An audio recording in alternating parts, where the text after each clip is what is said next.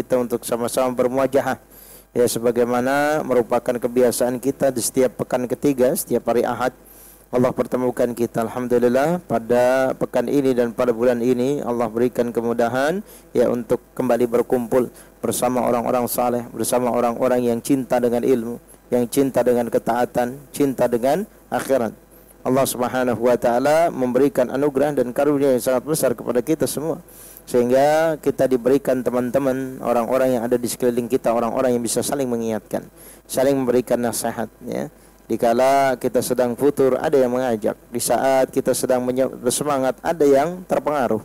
Ini salah satu di antara bentuk keindahan dan kenikmatan yang Allah berikan kepada kita.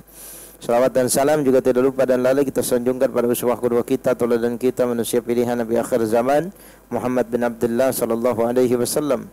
Salawat dan salam senantiasa tercurah pada beliau, keluarganya, para sahabatnya, para tabi'in, tabi'ut tabi'in, dan orang-orang yang selalu mengikuti sunnahnya sampai akhir zaman kelak. Ikhwani wa akhwati din, azanillahu yakum, bapak ibu-ibu, azanillahu wa yakum. Pada kesempatan sore hari ini sebagaimana biasa kita punya kitab yang akan kita baca. Mudah-mudahan Allah beri kesempatan untuk diajarkan atau dipelajari sampai akhir daripada kitab ini, supaya faedah yang menyeluruh dan faedah yang syumul bisa kita dapatkan, bisa kita rasakan. Terlebih daripada itu bisa kita amal dalam kehidupan sehari-hari. Kitab ini berjudul Al-Adab Al-Islam atau Kitabul Adab, yang itu merupakan kumpulan dari adab-adab Islam, ya etika seorang muslim sehari-hari, yang ternyata ini sangat memiliki pengaruh ya dalam praktek dan ritual ibadah kita. Ya, ketika kita beribadah dengan menggunakan adab-adabnya, maka tentu saja ini akan mendatangkan salah satu di antara kenikmatan yang Allah berikan dalam merasakan kenikmatan ketika melakukan ketaatan. Karena ketaatan dibangun disertai dengan adab-adab. Ya, bagaimana ketika mulut kita buat tertahan, ya ketika membicarakan Allah dan Rasulnya, Al-Quran dan para sahabat Nabi, ketika Nabi SAW memerintahkan kepada kita untuk diam. Begitu juga kepada ilmu-ilmu yang belum kita ketahui, ya kita disunahkan untuk berhenti, kita disunahkan untuk diam, ya agar kita tidak salah langkah. Kemudian mencari tahu, ya apakah ilmu-ilmu yang kemudian kita ketahui dan belum kita ketahui, kemudian ini bisa dan boleh kita amalkan. Sehingga ini merupakan adab. Ya, kita di dalam belajar adab kepada Allah, adab kepada Rasulnya, adab kepada kitabnya. Dan ini adalah kumpulan daripada adab-adab tersebut. Dan yang pertama adalah adab kepada Al-Quranul Karim, yang setiap hari kita berinteraksi dengannya. Seringkali kita dibuat makjleb ya ketika ada orang yang membuat sebuah gambar, ya kemudian gambar tersebut ada icon WhatsApp-nya, kemudian di bawahnya dilihat 1 menit yang lalu. Kemudian ada gambar icon daripada Al-Quran dilihat 1 bulan yang lalu gitu ya. Yang ini kadang-kadang Masya Allah mungkin membuat kita juga ya Allah, iya ya, mungkin ini terjadi kepada kita dan sekaligus bisa mengingatkan kita bahwa interaksi kita kepada Al-Quran semakin hari semakin berkurang. Kalau seandainya tidak ada majlis yang memaksa kita untuk membuka Quran, apatah artinya kehidupan kita ya?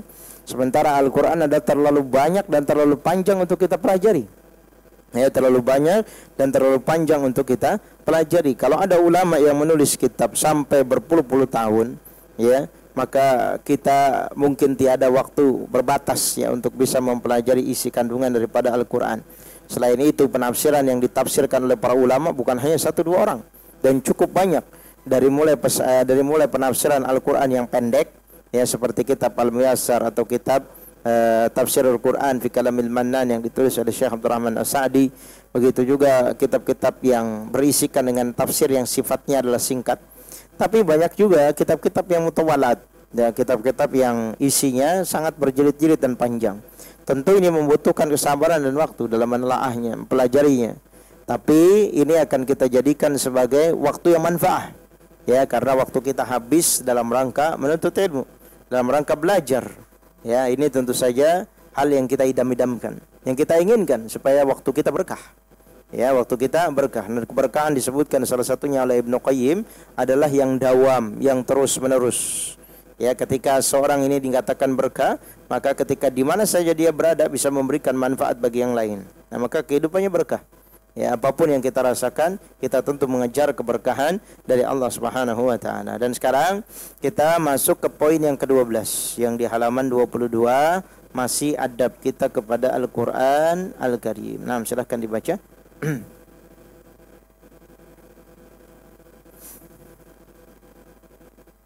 Bismillah. Disunahkan membaca Al-Quran secara tartil, jadi makruhkan membaca Al-Quran dengan cepat. Allah Subhanahu wa taala telah memerintahkan kepada kita untuk membaca Al-Quran secara tartil sebagaimana firman-Nya, waratilil Qur'an tartila, dan baca Al-Quran itu dengan perlahan-lahan. Surat Al-Muzammil ayat 4. Adapun yang dimaksud dengan tartil dalam bacaan adalah membaca dengan teratur dan pelan-pelan serta dengan suara yang jelas tanpa kesalahan. Ibnu Abbas radhiyallahu anhu ketika menjelaskan tafsir firman Allah Subhanahu wa taala, waratilil Qur'an tartila, dan baca Al-Quran itu dengan perlahan-lahan. Surat Al-Muzammil ayat 4. Ustaz. Nah. Terus beliau mengatakan membacanya dengan sejelas-jelasnya. Abu Ishaq mengatakan bacaan yang tidak mungkin terwujud dengan cara tergesa-gesa ketika membaca. Adapun untuk mewujudkannya adalah dengan cara mencermati setiap huruf yang dibaca dan memenuhi hak-haknya, ketentuan-ketentuan hukum syariah. Sedangkan faedah yang bisa diambil dari membaca Al-Quran secara tartil adalah mengajak kita untuk memahami makna dan ayat-ayat Al-Quran tersebut. Baik, cukup belum? Baik, syukran, barakallahu fiik. Jazakallahu ilman wa khairan sanallahu ilaik. Baik, ikhwan fillah wa umat fillah, azanillahu yakum. Poin yang ke-12. Ya, adab kita kepada Al-Quran yang perlu dan harus kita dahulukan, harus kita pentingkan, yaitu disunahkan membaca Al-Quran secara tartil, ya, sesuai dengan hukum-hukum tajwid. Ya, maka bagi kita yang kepengen punya kebiasaan untuk membaca Al-Quran, maka hendaknya belajar. Ya, kalau kita sadar diri bahwa kita belum bisa, ya, kita belum mampu untuk membaca Al-Quran, jangan malu, jangan ragu untuk belajar. Ya, walaupun mungkin ya di levelinnya dengan anak-anak kita gitu ya, walaupun anak-anak muda seusianya mungkin usia di bawah kita jauh, kemudian kita dikumpulkan satu kelas dengan mereka, atau bahkan mungkin dikumpulkan dengan orang-orang yang sudah tua yang kemudian baru punya semangat belajar di saat itu, maka jangan pernah malu untuk belajar, apalagi kita mempelajari Al-Quran. Nah, ini kebanyakan yang menjadi penyakit ya, ketika seorang ini menganggap dirinya sudah dewasa, apalagi mungkin jenggotnya sudah panjang dan lain-lain, apalagi senior dalam kajian ya, kemudian dia belum bisa atau belum mampu untuk membaca Al-Quran dengan tartil, maka kemudian menjadi malu ya dia untuk membaca Al-Quran. Maka ini disunahkan ya, membaca Al-Quran dengan tartil sesuai dengan kaidah bacaan ya, dan dimakruhkan membaca Al-Quran dengan cepat. Allah Subhanahu wa taala berfirman, la tuharrik bihi lisanaka lita'jala bih, dalam surat Al-Qiyamah. Allah katakan la tuharrik bihi lisanaka lita'jala bih. La tuharrik, jangan kamu gerakkan ya lisanaka, lisan kamu, mulut kamu, lita'jala bih, untuk bercepat-cepat di dalam membaca Al-Quran. Ya, kalau dalam membaca Al-Quran disesuaikan dengan intensitas volume dan intensitas kecepatannya itu, menurut para pakar ahli qiraah ada 3. Yang satu tahqiq, sangat lambat ya, sangat lambat, tahqiq namanya. Yang kedua tadwir, baca dengan cepat ya, afwan, hadar ya, baca dengan cepat. Dan yang ketiga tadwir ya, tadwir itu dengan sedang-sedang saja. Yang pertama tahqiq, itu sangat lambat bacanya, tahqiq namanya. Kemudian yang kedua hadar, sangat cepat. Ya, mungkin kalau kita sering dengar ada bacaan Syekh Suraim ya gitu, mungkin bagi kita yang biasa bacaannya lambat, sulit untuk mengikuti bacaan beliau gitu ya, itu namanya hadar. Ya, tapi apakah ini masih dibolehkan? Dibolehkan selama masih mengikuti kaidah-kaidah tajwid. Ya, adapun untuk lebihnya tentu saja pakar qiraah dan para asatis yang mumpuni di bidang itu yang bisa menjawab. Ya. Kemudian tadwir, bacaannya santai ya, sedang-sedang aja, itu tadwir. Ya, ini Mungkin sebagian kita ya punya kebiasaan membaca Al-Quran yang berbeda-beda. Ada yang cepat, ada yang lambat. Begitu juga ada senang ya kepada mendengarkan bacaan Al-Quran dari orang lain juga berbeda-beda. Ada yang dia senang bacaan Al-Qurannya dengan mendengarkan bacaan Al-Quran yang cepat. Ada juga yang senang yang bisa dihayati bacaan yang sedang-sedang saja. Ini tergantung selera masing-masing. Dan Allah Subhanahu wa taala memerintahkan kepada kita untuk membaca Al-Quran secara tartil ini. Yang Allah katakan warattil. Nah, ini kalimatnya rattil adalah kata kerja perintah. Ya, dan tartilkanlah, maksudnya bacalah Al-Quran dengan pelan, dengan tartil. Ya. Adapun yang dimaksud dengan tartil dalam bacaan adalah membaca dengan teratur, pelan-pelan serta dengan suara yang jelas tanpa kesalahan. Maka kita kenal nanti dalam istilah ilmu qiraah ada yang namanya lahan. Ada yang namanya lahan jali, ada yang namanya lahan khafi. Lahan khafi adalah kesalahannya ringan, masih bisa ditolerir. Ada yang lahannya lahan jali, yang ini parah. Ya, ketika ada imam yang membaca Al-Quran kemudian merubah harokat dan merubah huruf, ya sampai merubah arti, maka tidak sah salatnya. Ya, maka minimal kita belajar atau mengajarkan keluarga kita bacaan surat Al-Fatihah. Ya, bacaan surat Al-Fatihah. Dan bacaan surat ayat-ayat pendek ya minimal buat kita kalau lagi waktu-waktu tertentu gitu ya, lagi waktu mendesak darurat, lagi sapar atau lagi apa, bisa jadi imam punya hafalan sedikit-sedikit. Jangan baca Al-Kafirun bolak-balik abut balik lagi gitu ya. Nggak selesai-selesai itu bacaan surat Al-Kafirun karena banyak yang sama misalnya. Nah, ini karena kita menghafalkan Al-Quran khususnya di surat-surat pendek. Ya, kemarin saya baru berbincang-bincang ya. Kami biasanya setiap hari Sabtu ada di Rosa Bahasa Arab dengan teman-teman yang ada di sekitar Telaga Sakinah. Sebelum belajar belajar bersama-sama dengan kami ya, belajar bahasa Arab, mereka belajar tahsin dulu. Ya, dan yang belajar itu orang-orang sibuk semua. Antum tahu ya bagaimana orang-orang yang ada di sekitar Telaga Sakinah pulangnya saja jam 11 jam 12 malam, habis subuh sudah langsung berangkat gitu ya. Kalau saya kasih PR pun dikerjakannya sebelum saya datang gitu ya, bukan dikerjakan di rumah. Nah, kemudian saya iseng-iseng tanya ya, karena sebelumnya adalah pelajaran tahsin. Bapak sudah berapa hafalannya? Ya, sekarang alhamdulillah sudah masih juz amatat karena baru. Sekarang sudah sampai surat apa saya tanya? Sampai surat Al-Fajr. Sudah mungkin Pak? Mungkin asal jangan pakai mic. Ya, kalau pakai mic blank semua, hilang semua. Kalau setor aja pakai mic. Ya, karena disimak. Karena teman-temannya yang dengar itu bukan pengen mendengar simak bacaan yang bagus mungkin. Karena memang sama tarafnya, levelnya gitu ya. Tapi kepengen temannya salah supaya bisa diketawain. Itu kan kadang-kadang mengganggu mentalitas kita dalam belajar. Sehingga orang yang tidak kuat mentalnya, waduh saya diketahui. Kedua atau hari ketiga atau waktu ketiga, keempat dan seterusnya baru kemudian dia bisa pahami. Makanya kata salah seorang dosen di Jamiah Islamiyah yang bernama Syekh Sulaiman Al-Uyuni, beliau mengatakan bahwa orang yang membaca satu buku ya, kemudian diulang satu kali lebih baik. Ya, lebih baik bagi dirinya dibandingkan dengan baca dua buku yang berbeda. Dia membaca satu buku diulang 3 kali lebih baik dibandingkan dia dengan baca 3 buku yang berbeda. Dia membaca satu buku diulang 4 kali lebih baik dibandingkan dia baca 4 buku yang berbeda. Jadi artinya apa? Semakin kuat orang yang memiliki kemampuan pemahaman terhadap satu bidang tertentu dari buku dan kitab yang dia baca, maka akan semakin banyak ilmu yang dia dapat. Kisah-kisah begitu banyak. Imam Nawawi rahimahullah, beliau sampai membaca kitab Ar-Risalahnya Imam Syafi'i sampai 200 kali satu buku. Ya, bayangkan satu buku dibaca 200 kali. Yang baca siapa? Imam Nawawi. Tapi apa kata Imam Nawawi sesuai kesaksiannya? Saya selalu mendapatkan faedah di setiap saya mengulang satu kali bacaan. Padahal buku yang tulis sama, penulisnya sama, bukunya sama. Tapi kenapa setiap kali dia baca ada faedah baru? Ya, ini kan berarti ilmu Allah yang kasih, ilmu Allah yang berikan. Ya, maka tidak heran kalau ilmu mereka sangat mumpuni, masih terkenang, harum namanya sampai sekarang. Nah, kemudian berikutnya paragraf selanjutnya, kebanyakan para salaf.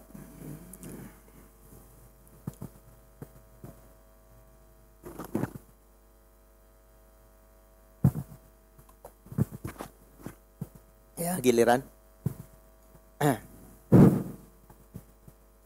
Kebanyakan para salaf dari kalangan para sahabat maupun setelah mereka sangat membenci orang yang membaca Al-Quran dengan terburu-buru, sebab tidak senangnya mereka adalah karena keinginan para qari untuk bisa membaca ayat dalam jumlah banyak dengan waktu singkat merupakan kelalaian.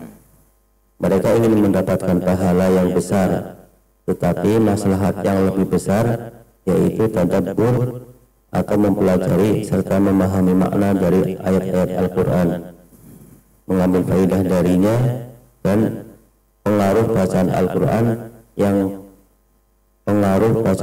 yang tidak nampak jelas pada diri qari itu sendiri telah hilang dari mereka. Tidak diragukan lagi bahwa seseorang yang membaca Al-Quran sedangkan ia memikirkan ayatnya dan menghadirkan atau berusaha memahami makna-maknanya, hal ini jelas lebih baik daripada orang yang membacanya dengan tergesa-gesa karena ingin cepat menyelesaikan bacaannya atau menghatamkannya dan banyaknya ayat yang ia baca. Ya, cukup. Ini masuk dalam kaidah bahwa maslahat harus didahulukan. Ya, kalau ada dua maslahat, maka maslahat yang paling besar yang harus didahulukan. Ini kaidahnya. Ya, kalau ada penimbangan antara maslahat dengan mafsadat, yang didahulukan adalah maslahat. Tapi kalau sama-sama maslahat, maka yang ditimbang didahulukan adalah maslahat yang lebih besar. Membaca Al-Quran ini maslahat. Membaca Al-Quran adalah manfaat. Tapi mentadaburi Al-Quran lebih manfaat. Nah, ketika dia membaca Al-Quran dengan cara cepat, mengorbankan tadabbur daripada Al-Quran, maka manfaat ini menjadi sedikit. Maka manfaat ini menjadi tidak berarti. Kenapa? Karena sesuatu yang prioritas dikalahkan dengan sesuatu yang dia kejar. Ya, ini ya. Kaidahnya bahwa ketika ada maslahat dan mafsadat, yang didahulukan adalah maslahat. Ketika ada sama-sama maslahat, kalau bisa digabungkan, kalau tidak maka pilih salah satu mana yang lebih besar maslahatnya, mana yang lebih besar manfaatnya. Kalau ternyata Allah Subhanahu wa taala perintahkan kepada kita secara gamblang dalam Al-Qur'an, perintahnya bukan hanya membaca, tapi perintah yang secara konkret dan definitif Allah Subhanahu wa taala terangkan dengan memerintahkan kepada kita untuk mentadabburi Quran. Sehingga Allah Subhanahu wa taala katakan, afala yatadabbaruna al-Qur'an walau kana min 'indi ghairillahi lawajadu fihi ikhtilafan katsira. Seandainya Al-Qur'an ini tidak diturunkan dari Allah Subhanahu wa taala, niscaya kita akan mendapati perselisihan yang banyak. Dan Allah perintahkan kepada kalian, apakah mereka tidak mentadabburi Quran? Karena Al-Qur'an diturunkan bukan sekedar formalitas. Al-Quran diturunkan oleh Allah Subhanahu wa taala bukan hanya sekedar bacaan. Kalau barang bacaan, bahan bacaan tidak ada ubahnya sebagaimana majalah, buku-buku biasa. Ya, karena orang yang membaca koran tentu beda dengan orang yang membaca Quran. Sehingga orang yang baca Quran mendapatkan nilai pahala dari setiap hurufnya yang dia baca. Sehingga inilah yang memotivasi kebanyakan qari. Sehingga dia mau mengejar banyaknya bacaan yang dia baca, sehingga pahala dia semakin besar, menggunung, menumpuk, disebabkan karena bacaan ayatnya yang banyak. Tapi dia mengurangi nilai-nilai tadabbur. Ya, padahal ini adalah perintah utama dan pertama interaksi kita dengan Quran, dengan cara bertadabbur dan mentadaburi isi kandungan daripada Quran. Ya, sama seperti, mohon maaf, bukan bermaksud untuk menyamakan. Seperti misalnya kita belajar baca bahasa Inggris. Ya, kita baca satu halaman, kita tidak tahu karena belajarnya cuma belajar baca. Isinya apa? Nggak tahu. Kalau isinya cerita lucu nggak bisa ketawa, isinya kisah sedih nggak bisa nangis. Kenapa? Karena nggak tahu. Yang bisa kita baca cuman bacaannya doang. Benar nggak? Dikoreksi sama gurunya, sama teacher. Benar nggak teacher? Benar bacaannya, salah. Ini kamu dengar bacaan Quran, sementara apa yang dibaca, yang kita baca maupun kita dengar, kita nggak ngerti. Ya, inilah yang selalu memotivasi kita untuk terus belajar bahasa Arab maupun Quran. Yang ini soulmate, tidak bisa dipisahkan itu. Ya, kalau antum belajar Al-Quran dari sisi bacaannya, di sisi yang lain harus memaksa antum juga harus mempelajari apa yang ditulis oleh Al-Quran, bahasanya Al-Quran, sehingga dua-duanya bisa berjalan seiring sejalan. Ya, prosesnya panjang, waktunya lama dan seterusnya. Ini adalah proses yang mesti dijalani. Dulu kita masih SMA, pelajaran sampai 14, 15, 21, enteng aja. Ya ketika mau ujian paling semalam, malamnya stres, besoknya habis itu jalan-jalan. Ya karena selesai kayak anak-anak sekarang kan, udah selesai ujian, dikasih sama ustadznya di pesantren jalan-jalan, habis itu liburan pulang. Gitu ya. Tapi kita cuma dikasih satu mata pelajaran, bahasa Arab dan Al-Quran gitu, yang dua-duanya berkaitan. Ya, itu wajah alasannya banyak banget gitu ya. Sehingga akhirnya orang yang belajar Quran katanya jauh dikasih yang dekat, katanya mahal dikasih yang murah, dikasih yang murah masih kemahalan, dikasih yang gratis, judulnya nggak berangkat juga. Ya, akan tetapi gitu ya. Saya pengen belajar tapi, sehingga akhirnya kita ngaji jalan di tempat. Ya, jalan di tempat. Namanya ngaji, namanya casingnya sudah ngaji. Ya, pakaiannya syar'i, casingnya syar'i. Tapi mungkin isinya sedikit. Maka kita harus berubah. Ya, apalagi tahun mau berubah gitu ya. Dengan semangat baru, kesungguhan baru, ya. Tanamkan dalam diri kita komitmen untuk belajar sedikit-sedikit. Urusan nanti Allah kasih konten ilmunya, itu urusan belakang. Karena konten daripada ilmunya itu cuman sisipan. Ya. Kalau kita mau cari konten ilmu, di YouTube banyak, di Google banyak. Ya, sehingga yang pernah saya ceritakan kan, sampai saya pernah datang ke daurahnya Syekh Abdul Razak dulu waktu di Istiqlal itu ya, orang pakai baju, pakai kaos, belakangnya siapa? Guru saya, Mbah Google gitu ya. Dibikin kaos, ditulisin di belakang, di sablon. Guru saya Mbah Google gitu ya. Masalah. Jadi kalau kita mau cari konten ilmunya sekarang tinggal buka, klik banyak. Tapi cari keberkahan nggak bisa di situ.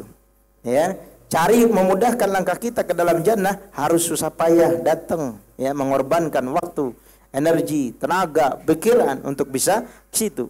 Karena beda kajian yang seperti ini dengan kajian khusus. Kalau kajian seperti ini, apalagi kajian-kajian yang tazkiyatun nufus, kajian-kajian rumah tangga, kajian-kajian tauhid, antum keluar dari sini plong, seneng, happy, bahagia. Kenapa? Karena kita dapat pencerahan. Tapi beda orang yang belajar tahsin qiraah, orang yang belajar bahasa Arab keluar makin puyeng. Ya, kenapa? Karena makin berat pala. Masya Allah, ternyata ilmu begitu dahsyat. Saya ngomong roh aja berkali-kali salah. Ya, bahkan guru-guru kita saja ketika syekh ada daurah dibaca di depan syekh, karena pengaruh mic mungkin, pengaruh mental mungkin, diulang kali disuruh ulang. Itu setaraf guru-guru kita. Ya, apalagi kita. Ya, jadi kalau kita tidak punya kesadaran untuk memperbaiki diri, kemudian mau mentadaburi Al-Quran dengan cara, salah satu senjatanya adalah mengerti isi kandungan daripada Quran. Kalau tidak mau, berupaya untuk nyari terjemahan. Ya, saya yakin di antara kita pasti sudah berlomba-lomba, bahkan punya target pribadi untuk menyelesaikan bacaan Quran. Ada yang setahun mungkin sampai 10 kali, setiap bulan sekali. Ada yang mungkin Ramadan saja 4-5 kali dia selesai hatam Quran. Tapi mungkin dia membaca terjemahan Quran, apalagi sampai penafsiran Al-Quran. Saya yakin, hakul yakin. Di antara kita mungkin bisa dihitung jumlah orangnya. Ya, bahkan mungkin ada yang tidak punya kitab tafsir di rumahnya. Bahkan ada yang tidak pernah ikut kajian tafsir di rumahnya. Nah, bagaimana kita mau mentadaburi kandungan Quran? Padahal perintahnya adalah untuk mentadaburinya. Ini sentilan yang sangat luar biasa yang diberikan oleh para ulama kepada kita, agar Quran itu gudang daripada ilmu. Ya, kita nyari bahan untuk untuk sambutan, kita nyari bahan untuk untuk formalitas, misalnya ada kegiatan di RT atau di sekitar kita yang terbatas, bingung nyarinya. Padahal Al-Quran adalah gudang daripada ilmu. Kita saja yang kurang mengkaji. Dan apa yang kita pertanyakan selama ini sebenarnya jawabannya sudah banyak dalam Al-Quran. Nah, berarti ini ada sebuah pertanyaan besar bagi kita, bagaimana ngaji kita terhadap Quran, interaksi kita terhadap Al-Quran, yang selama ini salah, hanya terbatas kepada qiraah lafziyah, qiraah bacaan secara lafaz tok. Betul, pahalanya besar karena setiap hari satu hurufnya mengandung 10 kebaikan. Ya, setiap satu hurufnya dilipat gandakan. Tapi bukan hanya itu tujuan utama kita, bahkan iman, ilmu akan bertambah, serta imun juga akan bertambah. Nah, interaksi kita dengan Quran yang lebih. Nah, terus berikutnya paragraf kedua halaman 23.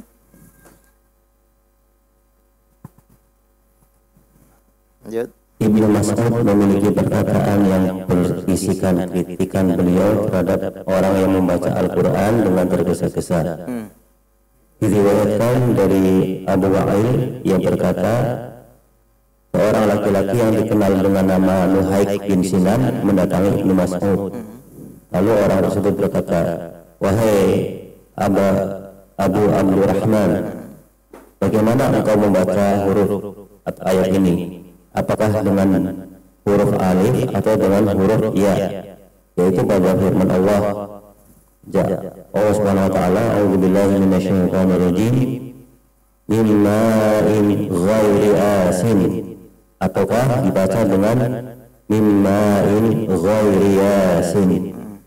Dia berkata, Abdullah berkata, seluruh ayat Al-Quran telah engkau hitung selain ayat ini. Dia berkata, sesungguhnya aku membaca surat Al-Mufassal dalam 1 rakaat. Lanjut.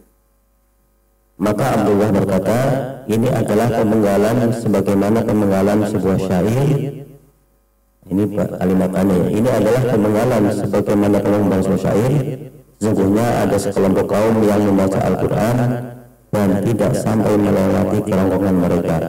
Akan tetapi apabila meresap ke dalam dada, tertancap kuat di dalamnya dan memberikan manfaat. Nah, taib syukran barakallahu fi. Taib ini ada sebuah diskusi yang dilakukan oleh Ibnu Mas'ud, salah seorang sahabat yang dikenal sebagai qari'nya. Ya, jadi kalau kita misalnya punya sanad gitu ya, sanadnya ada yang sampai kepada Ibnu Mas'ud, ada yang sampai kepada Abu Musa al-Asy'ari, ya. Ini sanadnya sampai kepada sahabat.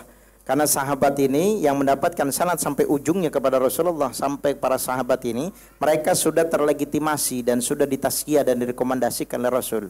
Ya, kalau kalian belajar Quran, ambil ilmu dari fulan, ditunjuk para sahabatnya.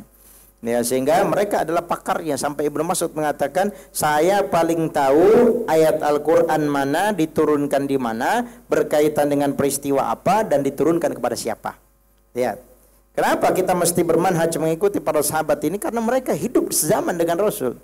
Ya, inilah yang membuat kita tidak punya alasan untuk tidak mau mengikuti mereka. Ya, begitu juga terjadi komunikasi antara Ibnu Mas'ud dengan Abu Wa'il dengan Nuhaik bin Sinan. Ya. Kemudian di sini diterangkan bagaimana cara pembacaan. Nah, ini yang ditanyakan kepada ahli ilmu di kalangan sahabat langsung. Min ma'in ghairi asin atau min ma'in ghairi yasin. Satu A, satu ya. Satu A, satu ya. Bagi kita mungkin ini jelas berbeda gitu ya. Ya kan, tetapi apa yang diucapkan oleh Abdullah bin Mas'ud atau Ibnu Mas'ud ini, beliau menanyakan kepada sang penanya, sudah dihitung ayat-ayat dalam Al-Quran, sudah ditadaburi, ya, sudah dihayati, ya, dan seterusnya. Dan ini terkadang ilmu-ilmu yang mungkin masih jauh bagi kita untuk mempelajari qiraah, mempelajari sanad dan lain-lain. Tapi minimal kita bisa membaca Al-Quran dengan baik dan benar.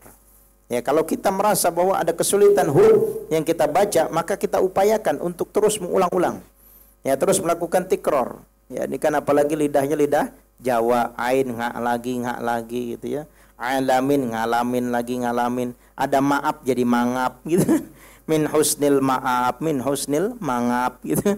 Gak bisa-bisa gitu ya. Maka ini adalah salah satu upaya yang seharusnya mesti dikerjakan. Walaupun nanti ending tidak berhasil sehingga ustadznya senyerah. Saya nggak sanggup dah gitu ya. Dan ini sudah dikembalikan sama Allah, berarti fitrah antum seperti itu gitu ya. Tapi minimal usahanya. Ya, usaha kita untuk mendapatkan bacaan yang bacaan tersebut minimal terakui oleh diri kita, minimal teriyakan oleh ustadz kita, minimal mendapatkan pujian dari istri kita, gitu ya. Dalam arti apa? Ada perubahan dari sebelum belajar sampai belajar.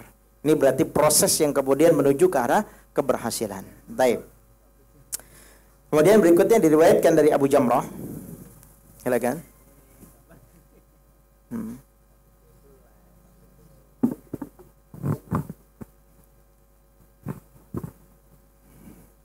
Diriwayatkan dari Abu Jamrah radhiyallahu anhu, dia mengatakan, aku berkata kepada Ibnu Abbas, sesungguhnya aku sangat cepat membaca Al-Quran dan aku bisa menyelesaikannya dalam 3 hari. Maka Ibnu Abbas mengatakan, sesungguhnya aku membaca surat Al-Baqarah dalam satu malam dengan mentadaburi dan membacanya dengan tartil. Dan aku lebih menyukainya daripada aku membacanya sebagaimana yang engkau lakukan. Dalam riwayat disebutkan bahwa Ibnu Abbas berkata, jika engkau memang harus melakukan dengan cara demikian cepat, maka hendaklah engkau membacanya dengan bacaan yang bisa didengar oleh telingamu, difahami oleh hatimu. Ibnu Muslim mengatakan, Ahmad berkata, aku menyukai bacaan Al-Quran yang mudah dan aku tidak suka membaca Al-Quran dengan cepat. Harap berkata, aku bertanya kepada Ahmad tentang bacaan Al-Quran dengan cepat, dan beliau tidak menyukainya, kecuali jika memang lisan orang tersebut seperti itu, atau ia tidak dapat membacanya secara perlahan. Lalu ditanyakan, apakah hal seperti itu berdosa? Maka beliau menjawab, adapun tentang dosanya, aku tidak berani mengomentarinya. Ya, cukup. Syukran, barakallahu fiik, jazakallahu khair, barakallahu fiik. Taib, di sini berkaitan dengan ada beberapa orang sahabat atau mengadukan kepada sahabat, ya bagaimana mereka punya style dalam membaca Al-Quran. Ya ada yang bacanya cepat sekali, ya sehingga dalam 3 hari selesai. Ya karena di kitab At-Tibyan fi Adabi Hamalatil Quran yang ditulis oleh Syekh Abu Zakaria Imam Nawawi rahimahullah, beliau menjelaskan adalah salah satu bab yang mana kebiasaan dari kaum salaf dalam interaksinya dengan Quran. Yang paling banyak sesuai pengamatan Imam Nawawi di kalangan para sahabat itu 8 kali hatam sehari. Ini di luar daripada Ramadan ya. 8 kali hatam itu sehari. Susah dah kalau misalnya ada museum rekor Indonesia gitu ya. Sampai akhirnya bikin orang yang paling banyak membaca menghatamkan Quran berapa kali dalam satu hari gitu ya. Mungkin masuk muri gitu ya, atau jadi sebut of record misalnya gitu ya. Kita mungkin susah, berat ya dalam mengimbangi mereka. Ya, dan mungkin sering muncul pertanyaan dalam diri kita, bagaimana cara mereka membaca gitu ya. Dan ternyata ini ada kisah-kisah yang lain yang mereka punya kisah bahwa mereka dalam 3 hari beres selesai, bahkan membaca surat Al-Baqarah dalam 1 malam dengan mentadaburi dan membacanya secara tartil. Jadi ini mungkin contoh-contoh yang dicontohkan oleh mereka, yang jadi kebiasaan mereka. Tapi ada juga ulama-ulama di kalangan dahulu yang disebutkan di sini oleh para sahabat, bahwasanya mereka tidak suka dengan membacaan tartil. Sehingga akhirnya endingnya adalah ini tergantung style masing-masing. Ya antum dengar gitu ya. Ada kadang-kadang kita suka dengar imam yang bacanya ketika lupa, ada dia ulang lagi dari awal sampai ketemu, ulang lagi dari awal sampai ketemu. Ada yang kemudian bacanya yang tadinya tartil sampai dicepetin. Oh, karena biasanya apa? Karena kalau cepat itu dia bisa lebih lancar bacanya. Ada juga yang ketika lagunya lupa juga blank gitu ya. Blank juga bacaan ayatnya. Ada yang begitu karena biasa dia ngapal misalnya lewat Ustaz Abu, tiba-tiba dia punya lagam yang lain, lagam sendiri atau nggak sengaja nemu. Ya, tiba-tiba dalam perjalanannya lupa karena lagunya lupa. Lagamnya lupa gitu ya. Dan ini sering terjadi yang kita dengar gitu ya. Jadi ini Masya Allah salah satu di antara serba-serbi orang dalam menghafalkan Quran. Sehingga ini merupakan sebuah prestasi yang tidak dimiliki oleh agama-agama yang lain. Ya agama-agama yang lain bagaimana ada orang yang hafal Injil selama satu kitab. Orang yang hafal Taurat selama 1 kitab gitu ya. Tapi Al-Qur'anul Karim yang isinya sampai 30 juz, yang 20, yang 1 baris 1 halaman itu bisa sampai 20 baris. Ya, kemudian jumlah halamannya, kemudian jumlah semuanya gitu ya. Kalau misalnya dalam satu Al-Qur'an ada 20 halaman 1 juz, kemudian ada 30, berarti 20 dikali 30 sekitar 600 halaman orang hafal Al-Qur'an. Subhanallah biiznillah, ini mungkin di luar nalar bagi orang-orang yang mungkin kesulitan di dalam membaca atau menghafalkan Quran. Pasti kita acungin jempol. Ya bagaimana orang ini kemudian waktunya sudah habis, tersita untuk ngulang terus. Karena bisa jadi dia faqih di bidang itu, mungkin jahil di bidang yang lain. Kenapa? Karena waktunya sudah nggak ada. Waktunya dia habiskan untuk terus mengulang depan Al-Quran. Alangkah indahnya orang itu. Ya, yang hidupnya terus dengan Al-Quran ya. Yang kadang-kadang dibuat kita iri. Ya, sementara mungkin kita terus tersibukkan dengan urusan dunia. Ya, kemudian antum bekerja, berangkat pagi, pulang sore, bahkan pulang malam, kadang-kadang shift, kadang-kadang long shift, kadang-kadang lembur. Sabtu dan Ahad libur juga masih kerja misalnya. Ya, Yang ini kemudian kita dibuat iri, dan boleh iri kepada orang-orang yang seperti itu. Karena ini namanya ghibtah. Karena yang hasad, ada yang hasad dilarang, diharamkan, yang namanya hasad hakikiyun. Ada yang namanya hasad majaziyun, yang sifatnya adalah ketika orang itu diperbolehkan untuk hasad kepada orang lain dalam urusan kebaikan. Ya, dalam urusan kebaikan. Nah, ini stylenya ya. Jadi kalau misalnya orang tersebut punya kebiasaan memang bacanya pelan. Orang itu punya kebiasaan membacanya cepat. Gitu ya. Sama seperti saya, sering diprotes karena ngomongnya kecepatan. Ya, karena ngomongnya kecepatan. Berapa kali diprotes? Cuman saya coba pelan-pelan, begitu lagi. Begitu lagi. Udahlah, saya bilang, saya udah nggak bisa berubah ini. Udah stylenya begini ya. Udah antum kona aja gini. Kalau bisa dengerin ya alhamdulillah. Kalau enggak ya begini stylenya gitu ya. Saya ngajar ibu-ibu. Ya, pertama, kedua, ketiga karena ustadzahnya meninggal. Ya, kemudian saya menggantikan karena pelajarannya sudah jauh. Kemudian pertama kali yang masuk kritikanya, Ustadz pelan-pelan. Ya, Ustadz pelan-pelan. Coba pelan-pelan. Setengah jam awal bisa, tapi kayaknya saya di dunia lain gitu. Karena tidak terbiasa gitu. Nah, ini style masing-masing. Ya, begitu juga orang dalam membaca Al-Qur'an, punya style sendiri-sendiri. Ada yang fulan bacaannya pelan, ada yang fulan bacaannya cepat, ada yang fulan bacaannya sedang. Dan orang juga punya selera masing-masing dalam mendengar. Wah, saya senang yang bacaannya lambat. Wah, saya senang yang bacaannya sedang karena saya bisa menghayati. Wah, saya senang dengan bacaannya cepat karena cepat kelar gitu. Jadi setiap orang punya masing-masing punya cara. Nah, wallahu a'lam. Terus yang masalah, silakan. Baca. Manakah yang lebih utama bagi seseorang yang membaca Al-Quran, membacanya dengan tenang dan mentadaburinya, ataukah membacanya dengan cepat tanpa mengabaikan sedikitpun huruf-huruf dan harakat-harakatnya? Jawab, apabila bacaan yang cepat tersebut tidak sampai mengabaikan aturan qiraat, sebagian ulama telah mengutamakan bacaan dengan cepat seperti itu dengan harapan banyaknya pahala yang akan diperolehnya dengan banyaknya bacaan Al-Quran. Sementara sebagian ulama lainnya lebih mengutamakan bacaan tartil dan tenang.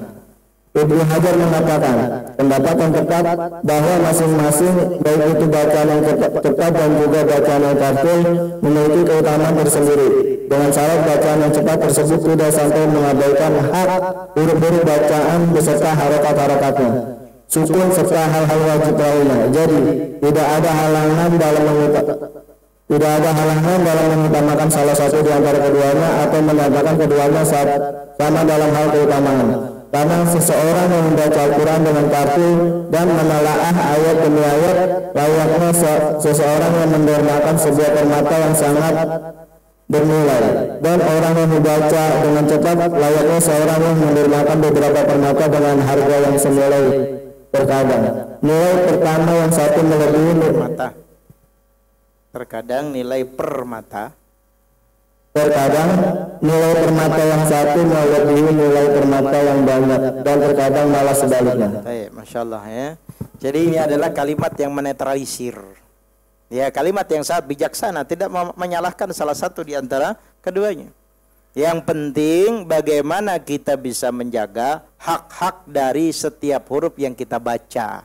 Karena setiap huruf ada haknya. Ya, kalau terlalu panjang atau terlalu pendek berarti mengambil hak si huruf. Mengambil hak di huruf berarti zalim. Bismillahirrahmanirrahim. Berarti ada kategori yang kemudian diambil haknya oleh si huruf ini. Walaupun orang dengernya enak, walaupun orang demennya syahdu, walaupun katanya merasuk ke dalam hati, salah tetap salah. Ya. Kenapa? Karena ada hak yang mestinya ditunaikan kepada huruf tersebut, kemudian kita terlalu panjangkan atau terlalu pendekkan. Ya, inilah pentingnya, apalagi sekarang bacaan Al-Fatihah dibikin campur sari. Pernah dengar itu? Ya, bacaan Al-Fatihah lagunya lagu campur sari, subhanallah. Ya. Ini tentu saja melanggar ya, walaupun objek orangnya yang kemudian dibacakan ini katanya berbeda gitu ya, supaya bisa mengambil hati dari orang-orang yang tidak pernah kenal Al-Fatihah. Tapi apapun itu namanya, Al-Fatihah tetap Al-Fatihah. Allah membuka, Allah muliakan surat Al-Fatihah. Ya, maka lagu-lagu tertentu yang diajarkan oleh para ulama kepada kita, khususnya para ahli qiraah. Ya, kalau ini bacaan yang cepat, dia dapat keistimewaan, kelebihan, keutamaan karena banyak pahala yang diraup, karena banyak huruf yang dibaca. Begitu juga orang yang bacanya pelan, dia juga punya keistimewaan, masing-masing ada. Ya, masing-masing ada. Maka diumpamakan di sini oleh penulis bagaikan permata. Permata yang satu lebih dibandingkan dengan yang lain. Dinar dengan emas tentu beda. Ya, mutiara dengan apa, berlian mungkin beda. Tapi sama-sama permata namanya. Ya, tapi masing-masing punya kelebihan sendiri-sendiri. Terus yang ke-13 terakhir, 13 dan ya 13 mungkin ya, terakhir. Fadhal. 11. Disunahkan memanjangkan bacaan Al-Quran. Keterangan tentang hal ini telah sahih dari Rasulullah SAW. Anas radhiyallahu ditanya tentang bacaan Al-Quran Nabi SAW, maka Anas menjawab, beliau memanjangkannya, kemudian membaca Bismillahirrahmanirrahim. Maka beliau memanjangkan Bismillah, memanjangkan Rahman, dan memanjangkan Rahim. Ini kita lihat yang ininya apa namanya, hadis ya, diambil dari hadis-hadis riwayat Imam Al-Bukhari rahimahullah. Dan ini kaitannya dengan poin 14, disunahkan membaguskan suara ketika membaca Al-Quran dan larangan membacanya menyerupai orang yang bernyanyi. Baca catatan kakinya nomor 51, silakan. Bagian bawah halaman 25, catatan kaki. Yang dimaksud dengan menyerupai orang yang bernyanyi yaitu yang mirip dengan nyanyian. Dan pada zaman kita sekarang ini sebagian imam masjid kebanyakan seperti ini. Sedang di antara mereka ada yang mengetahui dan ada pula yang tidak. Dan engkau akan terbuai oleh hayalan ketika mendengar bacaan mereka dengan cara seperti ini. Ini ya. Ini juga disentil karena beliau adalah ulama masa kini, tahu perkembangan zaman gitu ya. Tahu bagaimana terjadi fenomena di kalangan para qiraah para a'immah yang ada di seluruh negeri ya. 13 disunahkan memanjangkan bacaan Al-Qur'an. Ya, dalam hal ini adalah ketika kita menyampaikan atau membaca ayat-ayat tertentu ya, kemudian disunahkan ya bagi kita untuk membaca ya dengan cara memanjangkannya, Bismillahirrahmanirrahim, walaupun secara tulisan ya, ini tulisan nanti bedanya pada khat ya, namanya tulisan khat ya, ada yang namanya khat Utsmani dan lain-lain. Ini perbedaan di khat. Nah, dan 14 ini yang tadi sudah saya sampaikan, disunahkan untuk membaguskan suara. Ya, dulu zaman saya kecil ada qori yang terkenal siapa? Muammar ZA. Nah, Muammar ZA dulu kakak saya sangat ngefans sekali dengan itu ya. Dan Humaidi kalau nggak salah satu anianya ya, jadi sering duetnya gitu ya. Dan disampaikan pada diwawancara dia bahwa kenapa napasnya itu kuat ya, sampai tahan napas bisa sampai 5 menit ya, gitu ya. Dan saya ngeliatin kakak saya karena ngikutin zaman SMP-nya beliau gitu ya, sampai keringetan semua gitu ya, karena sampai ngikutin panjangnya bacaannya Muammar ZA gitu ya. Dan itu subhanallah jadi idola saat itu. Ya, jadi idola saat itu. Ya, tapi ternyata begitu kita sudah pelajari dan kita sudah belajar di masa sekarang, bukan hanya keindahan suara yang bagus yang mesti dimiliki oleh seorang muslim. Karena suara adalah anugerah dari Allah. Ya, subhanahu wa ta'ala. Sehingga ketika orang mendapatkan suara yang bagus, Allah memberikan anugerah kepada dia dengan suara itu. Tapi di sisi yang lain ada larangan membacanya menyerupai orang yang bernyanyi, bersenandung, mengikuti lagu-lagu tertentu walaupun diiramakan. Beda dengan nazam ya. Nazam isinya bukan Al-Qur'an. Ya, kalau Al-Qur'an berbeda dengan nazam. Nazam kadang-kadang dilagukan, dinyanyikan yang mirip dengan syair yang tujuannya untuk mudah dihafal. Seperti syair Alwiyah atau seperti syair Tufatul Atfal, yaqulu roji rahmatil ghafuri dauman Sulaiman dan seterusnya, atau Alfiyah bin Malik, kalamuna lafzun mufidun kastaqim wasbun wa fi'lun summa harfunil kalim. Ini kan bentuknya syair, dia ngapalin itu supaya dikasih nadam supaya mudah ngapal ya. Tapi ayat-ayat Quran tentu saya sudah ada pakem-pakemnya. Kenapa? Karena itu sudah aturan dari Allah Subhanahu wa ta'ala, apalagi kalau ini diserupakan dengan nyanyian. Kemudian orang baca Al-Quran sambil joget dan seterusnya lagi gitu ya. Dan itu tentu saja perkara-perkara yang bagian daripada adab kita kepada Al-Quranul Karim. Nah, Allahu a'lam bishawab. Nah, ini ya larangannya. Ana bacakan sedikit halaman 26. laisa minna man lam yataghanna bil Qur'an. Nah ini ya. Jadi salah satunya keyakinan kita bahwasanya bukan termasuk golongan kami orang yang tidak melakukan Al-Qur'an. Lam yataghanna bil Qur'an. Kemudian berdasarkan juga hadis dari Bara bin Azib, wa Rasulullah SAW bersabda, zayyinu aswatakum bil Qur'an, hiasi suara kalian dengan bacaan Al-Quran. Jadi ini cukup menjadi dalil-dalil kepada kita bahwa kita disunahkan untuk memperbagus bacaan Al-Quran kita. Maka membaca dan belajar Al-Quran ini menjadi sebuah kewajiban. Nah, Allah alam bisawab. Tapi selanjutnya insyaallah pada episode berikutnya di bulan yang akan datang, mudah-mudahan Allah mudahkan bisa masuk ke poin-poin selanjutnya. Bismillah. Ini mungkin ya Mas Supri dan teman-teman yang bisa Anda sampaikan pada kesempatan sore hari ini. Apabila ada tambahan dan lain-lain kami persilahkan. Semoga yang sangat bermanfaat, semoga bermanfaat bagi kita semuanya. Mungkin ada saja yang bisa bertanya, bisa lewat catatan atau langsung. Untuk Mahat, mungkin ada pertanyaan bisa langsung.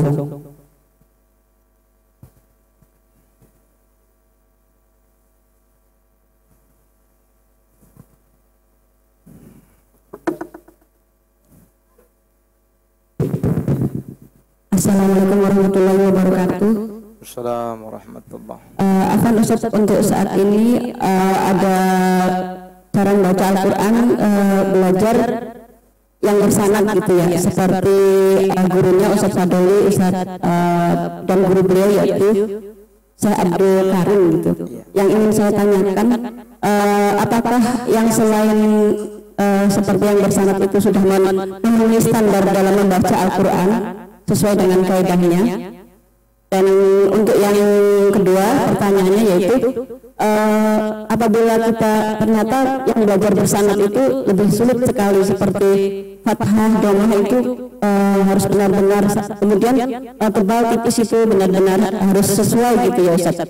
Apakah ketika kita sudah belajar nggak bisa, sudah belajar tapi masih sulit juga, apakah kelak bisa menjadi hujah kepada Allah ketika kita ditanya kepada Allah kita sudah belajar, dan apakah bisa menjadi penggugur dosa-dosa kita karena kesulitan dalam belajar itu tadi. Dan yang terakhir mungkin bisa berikan motivasi agar tetap, karena seringnya itu belajar Al-Quran dan belajar bahasa Arab itu berguguran gitu. Syukran Ustaz, jazakallahu khairan katsiran. Baik, baik, syukran, jazakallahu khair. Baik, ikhwah wa akhwat fillah, azanillahu iyyakum. Masyaallah, pertanyaannya bagus sekali ya. Bahwa kita sekarang dihadapkan pada banyak pembelajaran Al-Quran yang bersanad gitu ya. Bahkan sekarang para masyayikh yang ahli qiraah ya, mereka banyak berdatangan ya ke negeri kita.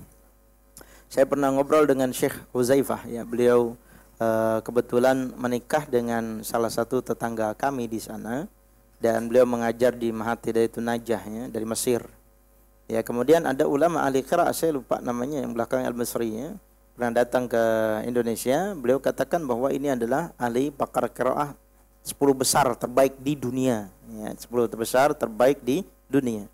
Maka kalau seandainya dia datang ke sini lama, saya kemana saja akan ngikuti dia gitu ya. Karena sanad ini adalah sebuah bentuk rekomendasi dan pengakuan ya, bahwa apa yang kita baca sudah terekomendasikan sampai kepada Rasul sallallahu alaihi wasallam. Ya, sampai kepada para sahabat sebelum sampai kepada Rasul, sampai yang Anda sebut tadi kepada Ibnu Mas'ud misalnya, kepada Abu Musa al-Asy'ari misalnya gitu ya, sehingga telah terakui ya, sehingga telah terakui bahwa dia telah mendapatkan sanad. Ya, ada yang namanya ijazah ya, beda dengan ijazah, beda dengan sanad.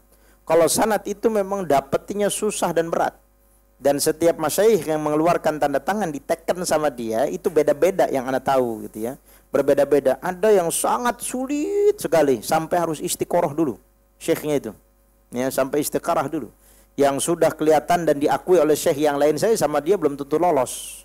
Sehingga akhirnya orang pengen dapat sanad, supaya kelihatan dia dapat sanad, cari masyayikh yang gampangan gitu ya, yang gampang-gampang gitu ya. Nah, sehingga saya pernah membersamai Syekh Faisal Ali Al-Yamani ya, dalam daurah safari dakwah kami waktu itu ke Purbalingga selama 5 hari. Ya, beliau waktu itu di sana ada para asatis di salah satu ma'had, ya. Mereka itu ingin dapat sanad, ya. Tapi beliau katakan, sanad itu tidak mudah. Baru harus belajar dulu dengan kami sekian lama gitu ya. Dan ketika itu saya keluarkan ya bahwa benar-benar saya itu telah menandatangani sebuah sertifikat atau sanad yang saya rekomendasikan dia untuk mengajarkan sesuai dengan qiraah itu. Dan ini yang berat, kata beliau. Jadi waktu itu yang mau dapat sanad Tuhfatul Atfal saja, beliau syaratkan harus 60 pertanyaan yang saya ajukan semuanya harus bisa terjawab. Baru saya kasih sanad Tuhfatul Atfal. Itu cuma sanad Tuhfatul Atfal. Ya. Sehingga akhirnya yang bisa dikasih sama beliau cuma ijazah. Ya, ijazah maknanya ujizuhu. Saya mengizinkan dia atau saya memberikan persetujuan kepada orang ini untuk mengajarkan surat Al-Fatihah kepada yang lain. Cuma gitu doang akhirnya. Makanya sekarang Bapak-bapak, para ikhwah perlu diketahui, sekarang banyak model baru. Model-modelnya apa? Mereka untuk cari duit, cari dana dengan katakan dapat sanad surat Al-Fatihah. Registrasi sekian. Ya diundang masyaikh kecil siapa gitu, diundang syekhnya supaya jadi apa? Supaya jadi icon gitu ya. Yang ini ujungnya apa? Dapat cari sanad cari sanad Al-Fatihah. Sanad Al-Fatihah. Dan ini dikritisi oleh Syekh Faisal Ali yang saya bersapar dengan beliau gitu ya. Bahwa sanad itu bukan hanya di Al-Fatihah saja gitu ya. Yang kalau sanad Al-Fatihah bukan sanad, namanya ijazah. Bahwa dia sudah mendapatkan persetujuan dan pengakuan untuk bisa mengajarkan surat Al-Fatihah kepada orang lain. Sehingga sudah layak untuk jadi imam juga gitu.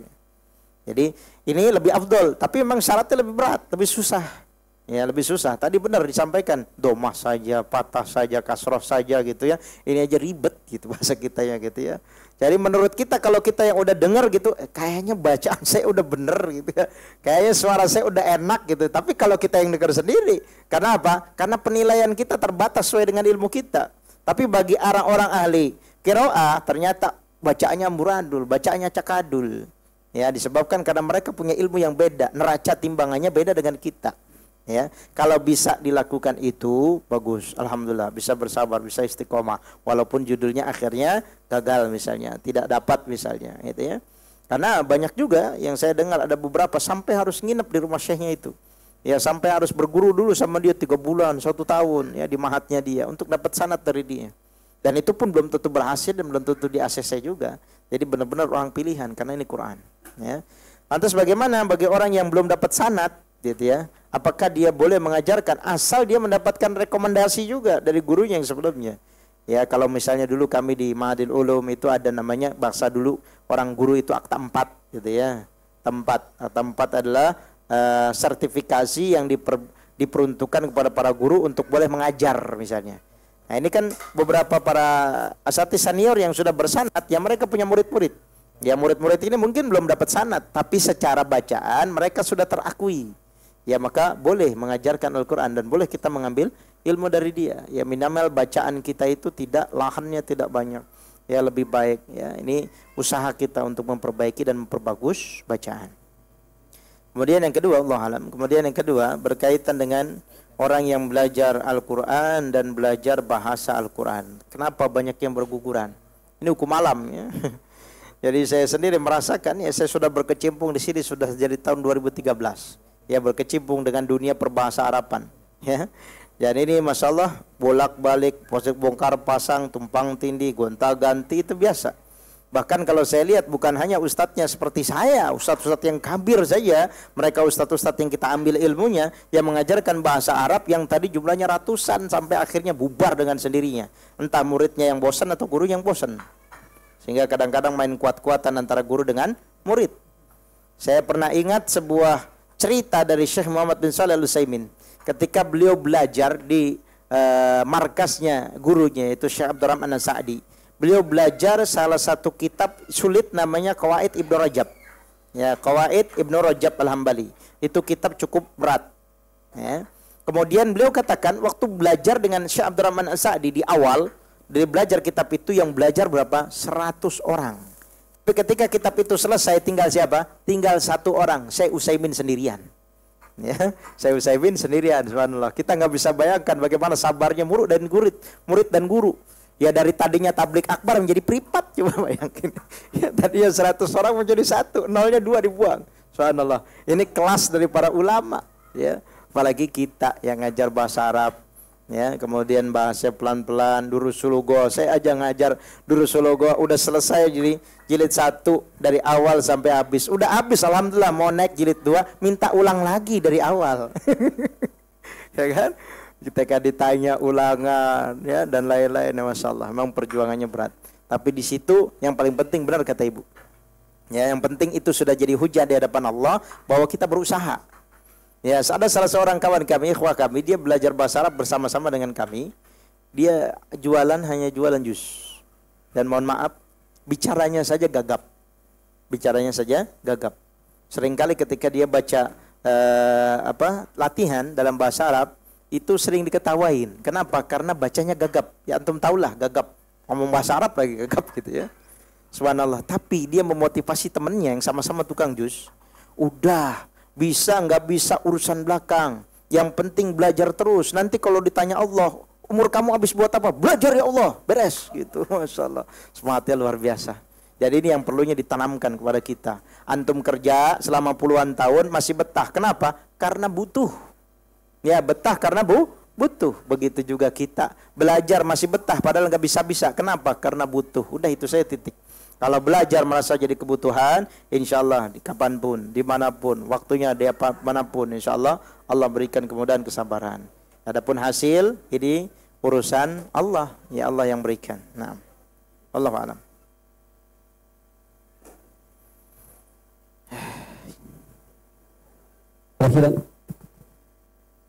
Ya. Bismillah, mohon penjelasan Ustaz terkait dengan di akhir yang tadi ya, yang sabda Nabi SAW, laisa minna man lam yataghanna bil Qur'an. Bukan termasuk golongan kami orang yang tidak melakukan Al-Qur'an. Iya, kenapa? Maksud daripada hadis tersebut. Nah, yang dimaksud laisa minna man lam yataghanna, karena Al-Qur'an itu ada cengkoknya gitu ya. Karena Al-Quran itu kan ada panjang pendeknya. Nah ini istilahnya panjang pendeknya itu adalah melagukan Al-Quran. Sehingga Al-Quran itu kalau kita dengar dari para ahli murattal gitu ya, yang sering kita dengar, mereka punya lagam sendiri-sendiri.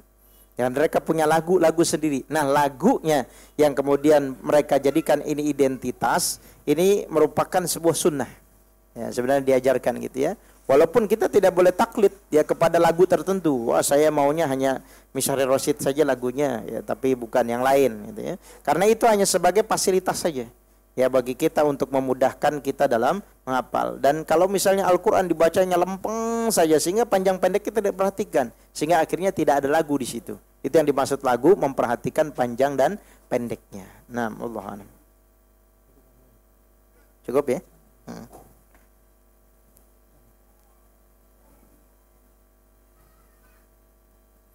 Mungkin ini ya ikhwah sekalian yang bisa Anda sampaikan. Allah Ta'ala alam, semoga berfaedah, bermanfaat untuk kita semua, menjadi bekal bagi kita, sekaligus menambah kapasitas keilmuan kita dan pahala kita di hadapan Allah Subhanahu wa Ta'ala ya. Alhamdulillah, amin ya rabbal alamin. Naktafi bihadzal qadar bidoa kafaratul majlis. Subhanakallahumma bihamdik, asyhadu an la ilaha illa anta, astaghfiruka wa atubu ilaik. Wassalamualaikum warahmatullahi wabarakatuh.